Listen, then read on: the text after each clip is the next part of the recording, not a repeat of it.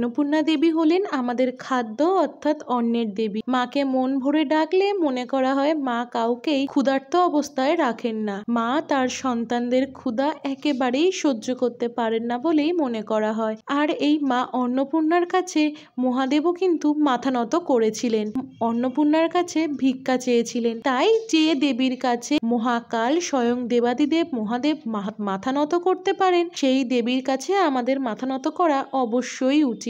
আমাদের এই গ্রাম বাংলায় খুব কমই মা অন্নপূর্ণার পূজা করা হয়, কিন্তু মা অন্নপূর্ণা আমাদের খাদ্যের দেবী, তাই তার পূজা বা তাকে স্মরণ করা আমাদের সর্বদা কর্তব্য।